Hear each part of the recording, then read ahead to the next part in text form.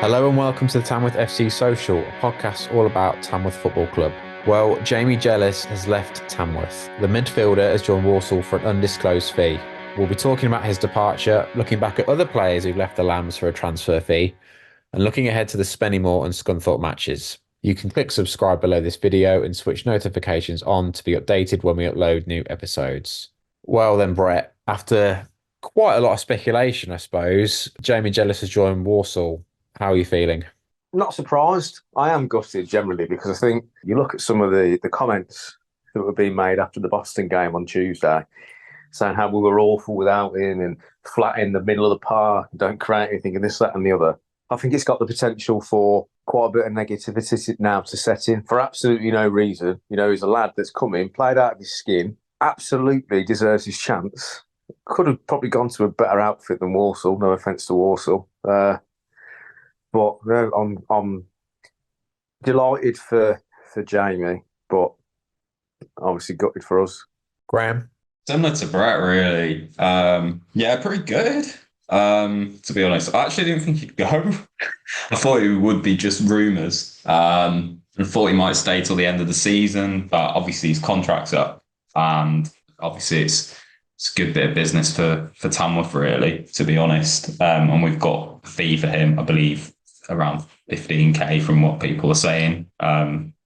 Nothing's been officially disclosed on that. I think it's an undisclosed fee. So I think we maybe could have even got more than that based on, what he's done for us in, the past two seasons. So yeah, just echoing what Brett said, really good, because don't really know what effect that will have. I mean, he's definitely been our best and most consistent player, and we've got all of the players have been really, really good, but he's been the standout and he's the engine in that midfield and the energy. So yeah, I think we've got a solid replacements at the moment in Tonks and Mills, but yeah, we've just got to see how it really pans out with not having that, that energy in midfield. But yeah, fair play to him. It's an opportunity to go full time League Two and show what he's capable of in the Football League. And good luck to him. So it could have even been League One, from what we understood at some point when we heard that, like, Peterborough were looking at him. I think he'll be a success as well in the Football League. He's looked miles above in the National League North. So credit to him and good luck to him. It is quite bittersweet, I suppose, because like you've both said, happy for him, great move, good that Tamworth have got a fee, but then it's just how the club moves on and how the starting 11 moves on. It is always a risk, isn't it, as well, when you're a non-league club, that you get a player who does really well and then sort of bigger teams show a bit of interest. It is quite impossible. Like, I'm just thinking, what could Tamworth have really done to get him to stay? Because Walsall offer, like you said, Graham, full time, longer contracts. I think 18 months. I saw on the Walsall website, and I suppose the chance, if Walsall, get a bit better, that they could challenge for promotion at some point as well. That's it. Tamworth can't really do anything. I don't think you can stand in his way. As long as we get a good deal out of it, which I believe we have, then that's all that's all we can do, really. Selfishly, it would have been amazing if he could have just stayed till the end of the season and just seen it through with us. But when he's got an opportunity like that, then he's obviously going to want to take it, and the club are just going to want to do everything they can to get a good deal out of it. I don't think there's anything the club could have done to keep him. At the end of the day, this is the name of the game, isn't it? You're a non-league club, part-time club, ground that's, it gets a good following, it's full. But I mean, what have we got to offer in comparison to a Football League club? There isn't anyone in the right mind who's going to go, oh yeah, maybe he made the wrong decision by leaving, or he could have stayed. Like, if it was me, I would have stayed, because you wouldn't. Going to get more money, a full-time contract, a longer contract, as you said, a chance to play a game back in the Football League, where obviously he's come from some years before, where he probably has worked really hard to get himself back up into this position. What could have happened? He stayed to the end of the season. might have gone up, might not go up, leaves on a free. He ends up at Solihull Moors. We're looking going, are we really worse than Solihull Moors? Probably not. But no, we've lost out on our best player for absolutely nothing.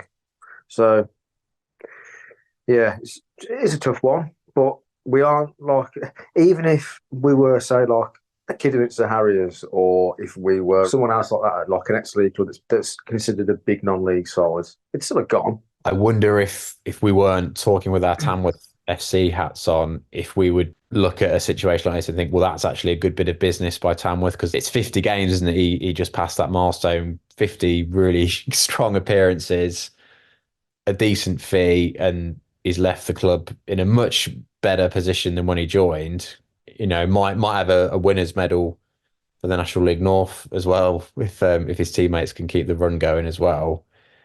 This is probably what teams in Tamworth's position need to do every now and then, isn't it? We certainly got our money's worth out of him, that's for sure. And I don't think we've sold a player for a fee like that in quite a long time. So it's good for us. It is good business. We just need to reinvest that into the squad now. And I really hope we do. Because sometimes we've had, in the past, when we've sold players, we've not really heard what's happened with the money. To be honest, so it'd be good to kind of hopefully see a decent signing come off the back of that, and I think we are going to need some reinforcement for that, because he's been a really big player for us.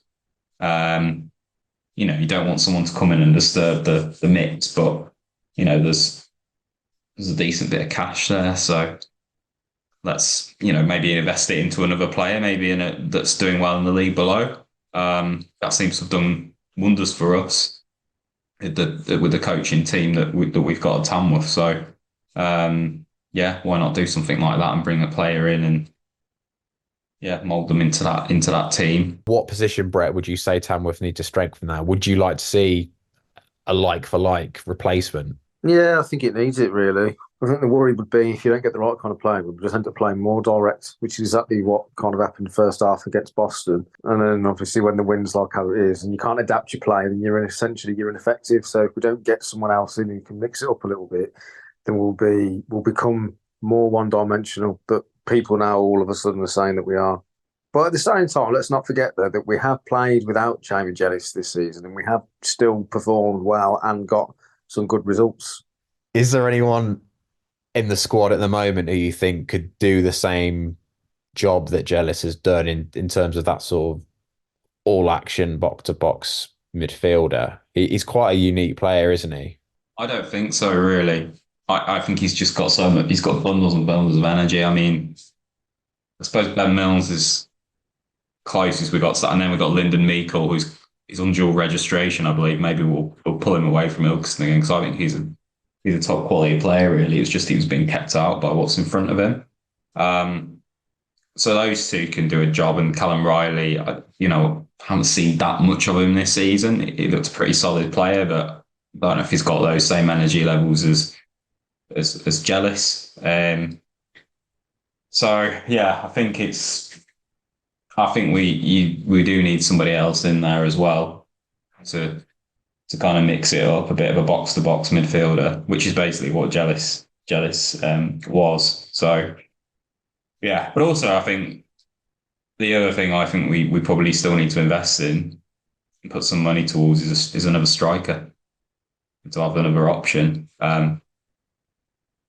Alex Jones has gone out on loan, so yeah, there's sort of that frees up that gap as well for that.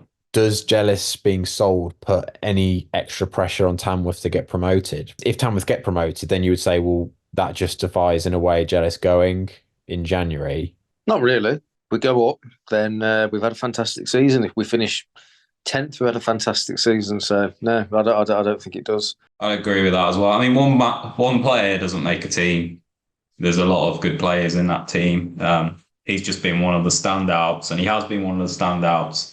And he's been consistently good. But so have a lot of those players in that team, which is why they are where they are. So he's a big cog in that team. But, everyone in that squad's got the same mentality. So realistically, someone should come in and just slot and hopefully do that job.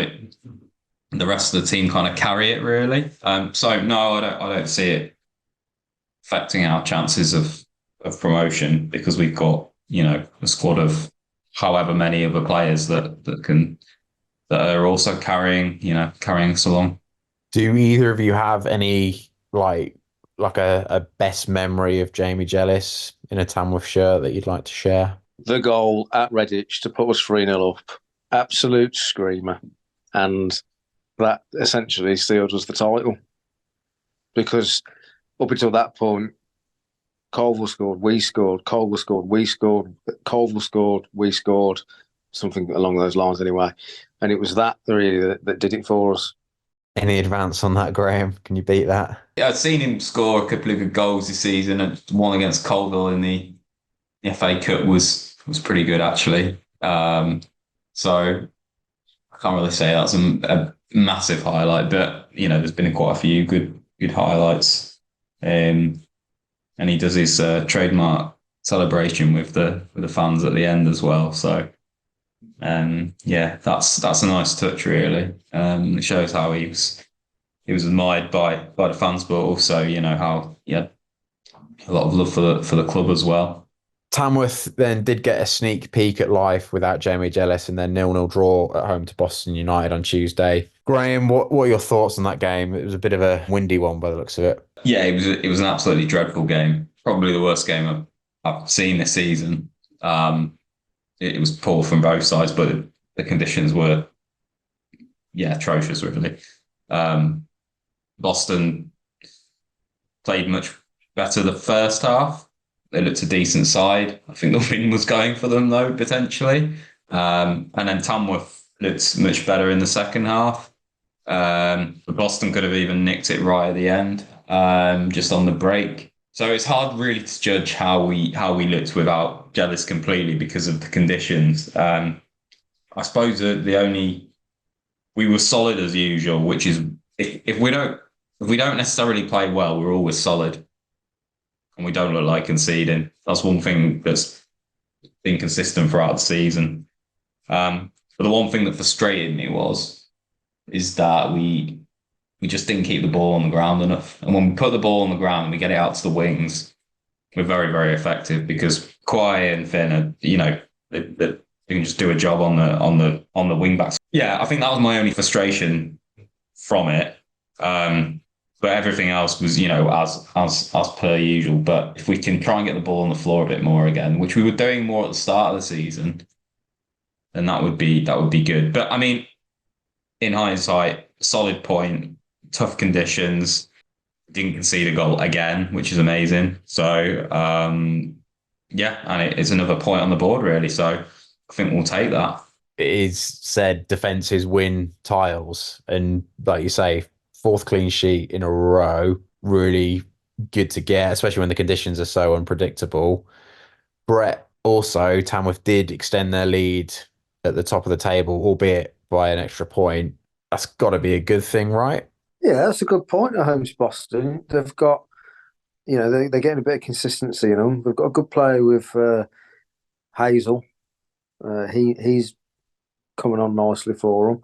So that's a decent result. And exactly like you just said, it's another point in front of Scunthorpe, 9 points now. So we could lose the next 3 games and we could still be pretty much top. As I say, Scunthorpe fans seem to be loving that result on Tuesday. They're all celebrating like we'd lost, but it was still a point. So it kind of just shows how far we've come, really, that Scunthorpe are celebrating us getting a point against Boston. Like, Boston done them a really big favour. And they're running scared a little bit. Well, as you've just said as well, let's remember Boston also took points off Scunthorpe. So yeah. As we've been talking about Jamie Jellis's departure, I thought we could try and raise our spirits a little bit and see how good your memories are of the players that Tamworth have sold in the past for a transfer fee. So, little quiz. I will give you the club that the player moved to and the season. Your job is to just name the player, and I think we'll just take it in turns. Start with you, Brett, and we'll just move down the list that I've got in front of me. This player moved to Reading in 2005, 2006. Aaron Brown went for 100k. It is Aaron Brown, correct. He went for 100k. Yeah, I don't. Oh, 100k. yeah. It's mad. I don't remember him going for that one.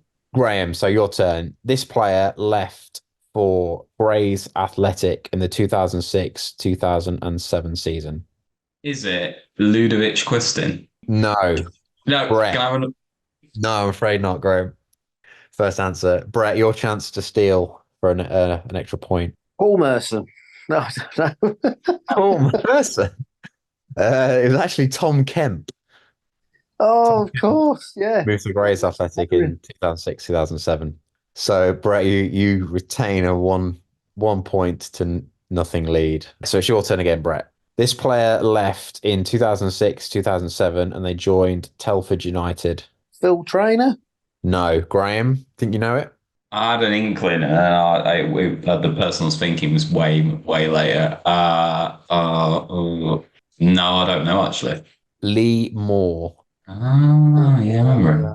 Graham, so your turn. This player left in 2010, 2011 for Aldershot. You know what? I'm not sure. I'm not sure, but I'm gonna say Alex Rodman, but I know I'm wrong. Alex Rodman's correct. Oh, Well done. right, excellent. I'm slightly surprised you haven't both done a bit better with this. I thought you'd be walking through these. I think as it's the last one, buzz in saying your name. I think this is probably fairly easy. So the season 2003, 2004, the club Kidderminster Harriers. Brett Graham. Scott Rickards. Brett wins it. Scott Rickards is correct. Just a bit of fun anyway. Well done, both of you. Next up for Tamworth then is Spennymoor Town at home. Spennymoor 18th in the league. They've lost 4 of their last 5, and Tamworth beat them 4-1 way back in August. Second game of the season, actually. But Spennymoor did finish 9th last season. How are you feeling ahead of this one, Brett? Before all this sudden bout of unnecessary negativity things have come over the club over the course of the last 3 days, I'd have said there's no reason why we wouldn't beat them by 2 or 3-0. But I can probably see it being a hard-fought 1-0 win now. Graham, how are you feeling? Feeling quite comfortable about it because you look at their form. The last 20 games, they're like 4th from bottom in the form table. The last like sort of 10, 15 games, they're literally at the bottom. So they've recently had a new manager. So there's going to be some sort of new manager bounce, I'd imagine, from that. But I can't really see us having any major problems. Yeah, I think that when we won 4-1 against them earlier on in the season, that people kind of stood up a little bit and saw that result. Because Spennymoor were sort of like one of the teams who are expected to be challenging for the playoffs this season. And they had some, that were their ambitions. But they've obviously had a very disappointing season. So I think, we should win this really, 2 or 3-0 in my opinion. And everything that's gone on with Jellis and stuff, we've just got to move on from that now and draw a line underneath it. Does any doubt creep in, do you think, Brett, after the Boston result? I know we said earlier it's just one of them games, but does that sort of leave any doubts, do you think? Well, I said anyway, before the Boston game, that the Scunthorpe postponement could have quite a detrimental impact because obviously they've been training really hard for that. They've been really up for it. They should have been really up for it. Anyone who wasn't really up for it then needs to have a word. And they'd have been fired up for the game. It would have been all that they've been training for, all they would have been focusing on. And then all of a sudden, bang, stops. And then you've got to kind of go again then. And then, I mean, obviously they're match fit, of course they are, but then it's suddenly, you're gearing all up for this massive game that everyone's talking about, but then doesn't happen. It's kind of like a cup game. And then you come to this game then in the midst of another January gale. I still don't think that's a sketchy result, but you get a sketchy result, then obviously you lose your mate in Jamie Jellis, and you're probably thinking, oh, suddenly things might be starting to get a bit harder now. I'm feeling a lot more positive than that. Yeah, obviously there's a big build up to that Scunthorpe game and tough game on Tuesday. not the nicest game to play on a Tuesday night, but we're top of the league. We're 9 points clear. Um, Happy days, really. And we're going into a game against a team that is in poor form. We still haven't lost since the Chester game. So, for me, it's kind of like we just move on to the next, and this should be a good game for us to go into and get a decent result, and then go into the game against Scunthorpe next Tuesday. Continue on our momentum, and yeah, let's go and get a decent result against Scunthorpe. Tamworth's game at Scunthorpe then, as you said, Graham, rescheduled for Tuesday. We did a big preview of that fixture in our last episode before the match was postponed, so do check that one out. Have either of your feelings changed for the Scunthorpe game? Because I was getting quite positive vibes from you both. Graham, are you still feeling quite good about this game? Yeah, I mean, I said before a draw would be a good result for us. And I still think it would be a good result for us and a bad result for Scunthorpe. But I certainly don't think we should go there and play for a draw, which we won't do. Definitely not. I want us to go there and and beat them. That's what we want out of this. We've proved what we're capable of this season, and we keep continuing to do that. So for me, yeah, I'm optimistic, but I'm also realistic. It could work two ways. I'm not sure if Scunthorpe have actually got on Saturday, but they might be fresher coming into this game because they've not played as many games, or it could work the other way that there's been a lack of momentum and they lost their last game as well that they played. So going into Saturday and then Tuesday, it could affect them in that way. So yeah, it's frustrating that we didn't play them on the Saturday. Massively frustrating for the fans and for the players really as well. Scunthorpe are full time, so that gives them a little bit more of an advantage over us. Our players are going to be finishing work and whatnot and having to travel up there and everything. So, in that sense, it's frustrating. It probably gives them a bit of an advantage, but also I'd say it gives us a little bit more extra spice to it. It's an opportunity for us to, okay, well, fine, we'll go up there and we will. It doesn't matter if we are part-time, we're top of this league and we'll come and beat you. Scunthorpe got Peterborough Sports away on Saturday. It's a tough game, man. It's a tough game. That's a tough game. I'm still confident. And you know what? If we lose, as long as we don't... I think it just depends on what happens on Saturday. If we win on Saturday, then we'll win on Tuesday. If we don't win on Saturday, we won't win on Tuesday. Don't mean to say that we'll lose it, but I don't think we'll win it. I don't think they beat us. Either way, I don't think they're going to beat us. It almost feels like the Spennymoor game for Tamworth is a bit of a mood setter, isn't it? Well, I would have said anyway before, if we would have spoke about this after the Scunthorpe game. Had we played Scunthorpe, I actually think we probably would have lost Tuesday, whatever the Scunthorpe result. So you'd have gone to that game, you'd have given that 110%. You've only got, probably haven't got another training session in between that. And then you're back against another decent team who we've already played, so know how we play. So I actually think we probably would have lost it. I strangely feel more positive about the Scunthorpe game now than when it was originally set to be played on the Saturday, because I think there would have probably still been a bit of Jamie Jellis speculation. I don't know if there was that much media speculation at that point, but internally there must have been, given the move has now gone through. So that's no longer going to be sort of a topic of discussion for the players. Tamworth's winning run has since been ended, so I think they don't need to worry about, we need to keep the winning run going. That's totally irrelevant now. It's gone. And Scunthorpe, as far as their record in 2024 goes, hasn't changed because they've had games postponed. They still haven't won this year.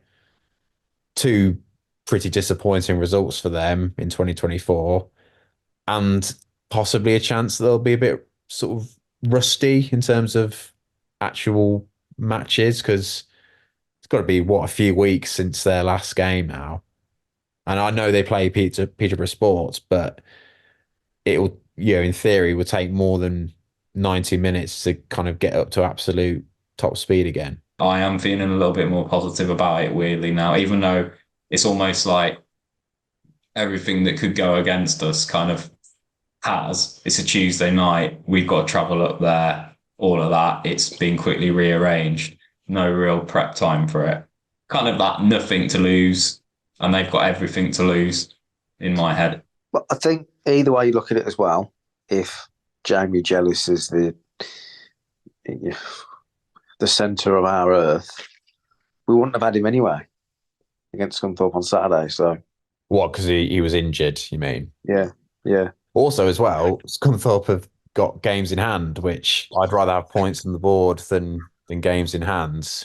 And you could almost look at the Tamworth game as effectively a game in hand if a team gets all 3 points, because that closes the gap more quickly as well. So there's, in that respect, you could say a little bit more pressure on Scunthorpe. It's time for predictions. A reminder, in our predictions mini league, you get 1 point for a correct result and 3 points for getting the score exactly correct. Neither of you got the Boston score right last time out. Graham, you thought Tamworth would win, and Brett, you said Boston would win, and obviously it was 0-0. So it's as you were in our little mini league table. So we'll start with the Spennymoor fixture. Graham, what is your scoreline prediction for that? I am going to go for Tamworth 2, Spennymoor 0. Brett? 1-0 Tamworth. And Scunthorpe away then. Last time, before the postponement, Brett, you predicted a 2-0 win for Tamworth. Are you going to stick with that, or are you going to change your prediction? I'm going to go 2-1 to Tamworth. And Graham, you went 1-1 last time. Any update on that? So with my optimism improving, I'm going to say we're going to win 1-0. Very good. Well, look, I'm quite impressed. The optimism all around. That's good. I think, not that we need to beat Scunthorpe, we don't even need to get a result. I still stand by the fact we could lose every game between now and the end of the season. We still had a decent season, but we almost need to beat Scunthorpe so that in the nicest way, we can stop talking about Jamie Jellis. Because if we have a dodgy result on Saturday and then we lose on Tuesday, and then maybe we don't pick it back up the weekend after, all everyone's going to be going on about is Jamie Jellis, this, that, and the other. And our season's over because Jamie Jellis has left. And as a club and a team, we don't deserve that, and we don't need that for the journey that we've been on. I trust in Andy Peaks, to be honest. I think just based on his kind of his character and the way he goes about his business and has done with his team for the past 3 seasons, I think we'll be fine. He'll have a plan. So, this is going to have been brewing for the last few weeks. So I got full belief. One man doesn't make a team. Worth pointing out as well, there are numerous other players in that Tamworth squad who have played out of their socks so far. Like Kyle Finn, for instance, one of the players of the division, given his stats. You could mention numerous others, but I mean, just he's one who comes to mind.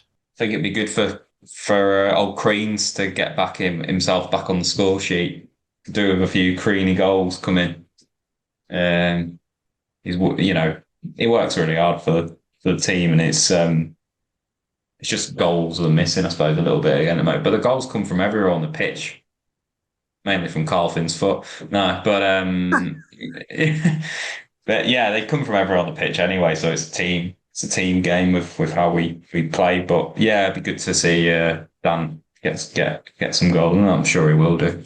It's a perfect opportunity for Shakuna to just step into the Jamie Jellis role, who's also had a fantastic season as well. Yeah, I mean, he's got bundles of energy as well. So I suppose from a defensive point of view, maybe that's where maybe he's not as strong, because he kind of plays as a sort of just behind the striker really. But yeah, potentially. That's all for this episode of the Tamworth FC Social podcast. Thank you for listening. You can follow us on social media at TFC Social Pod. If you've enjoyed this episode, please do give it a like and subscribe to our YouTube channel. You can do that by clicking the subscribe button and turning on video notifications. Until next time, goodbye.